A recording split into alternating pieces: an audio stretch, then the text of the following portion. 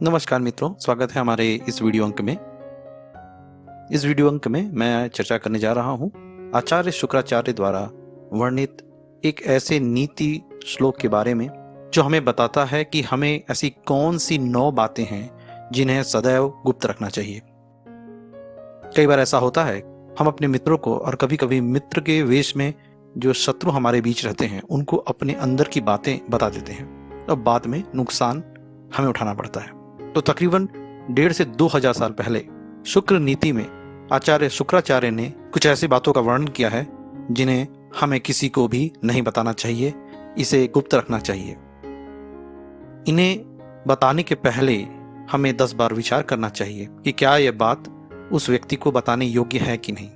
अगर उस व्यक्ति को यह बात बताने से आपको कोई लाभ नहीं है तो इस बात को गुप्त ही रखें। वीडियो में आगे बढ़ने से पहले आपसे मेरा निवेदन है कि मेरे चैनल को सब्सक्राइब कर दीजिए और इस वीडियो को जरूर लाइक कर दीजिएगा। बहुत ही साधारण सा श्लोक है। आयुर्वृत्तम गृहच्छिद्रम मंत्र मैथुन भेषजम दान मान अपमानम च नैवतानि सुगोपयेतु। आयु, धन, घर के दोष, मंत्र, काम क्रिया, डॉक्टर और दवाइयाँ, दान, मान, सम्मान तथा अपमान, यह 9 चीजें कोशिश करना चाहिए कि हमेशा ये गोपनीय रहें, गुप्त रहें। चलिए इसके बारे में चर्चा करते हैं। पहली चीज जिसे हमें गुप्त रखनी है वो है अपनी आयु। अनावश्यक किसी को अपनी आयु बताने की कोई जरूरत नहीं है। आपका शत्रु आपकी आयु जानकर आपको कमजोर समझ सकता है या कोई प्लान बना सकता है। वित्त, आप कितना कमाते हैं, कितना आपके पास पैसा है, यह किसी को बताने की जरूरत नहीं है। बिना कारण के अगर आप अपने धन वैभव का प्रदर्शन दूसरों के सामने करेंगे या उन्हें बताएंगे तो यह आपके लिए हानिकारक हो सकता है।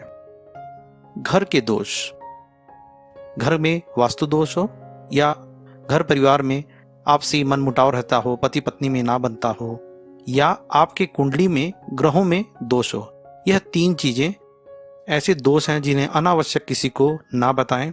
यह बात जानकर आपका शत्रु या मित्र के भेष में छिपा शत्रु आपका नुकसान कर सकता है। मंत्र, गुरु का दिया हुआ मंत्र या ऐसी बातें, कुछ ऐसे नियम जो आप फॉलो करते हो, उन्हें आप मंत्र की तरह मानते हो, उसको अनावश्यक ही सबको ना बताएं।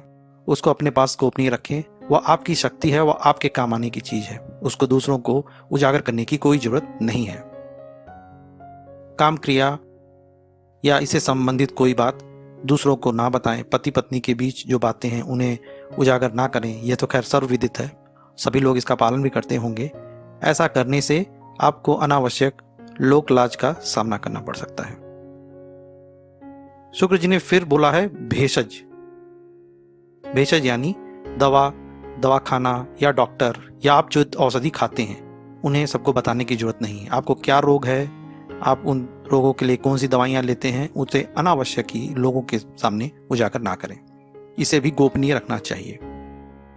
दान, गुप्त दान ही महादान है। अगर अपने दिए हुए दान को आप प्रदर्शित करते हैं, उसे बताते हैं लोगों को कि मैंने इतने रुपए दान किए हैं या इतना मैं बड़ा दानी हूं, तो आपका दान व्यर्थ हो जाता है।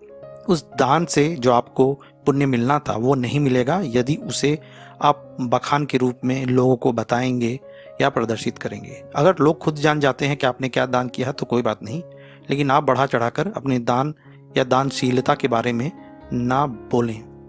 मान सम्मान, शुक्राचार्य ने कहा है कि आपको मिलने वाले मान सम्मान को भी अनावश्यक बिना कारण ना प्रदर्शित करें।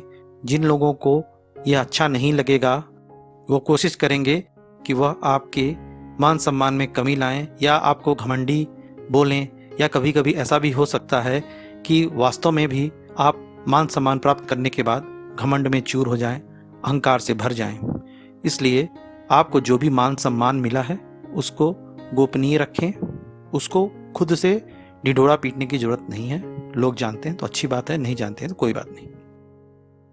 अपमान, अब यहां तक रही मान सम्मान की बात, इसी प्रकार अपमान को भी उजागर ना करें। शुक्राचार्य जी ने यह बात कही है और चाणक्य ने भी यही बात बोली है कि आपका कोई अपमान हुआ हो तो उसे अनावश्यक ही दुनिया को बताने की जरूरत नहीं है। जितना संभव हो सके वो सबसे छिपा कर रखें। अपने अपमान का ढिंढोरा पीटना, अपने अपमान को प्रकाशित करना, उसके बारे में बताना, इससे आपकी वैल्यू जो है कम हो जाती है और वही अपमान आपको बार बार मिलेगा, ऐसी संभावना बढ़ जाती है। तो ये 9 चीज़ें शुक्राचार्य जी ने बताई हैं। आयु, वित्त, घर की परेशानियां, मंत्र, काम यानी मैथुन, औषधि और डॉक्टर, दान, मान, अपमान, यह चीज़ें सभी से गुप्त रखनी चाहिए, किसी के सामने उजागर नहीं करना चाहिए। मित्रों, शुक्राचार्य नामक व्यक्ति ने शुक्र नीति की रचना की है।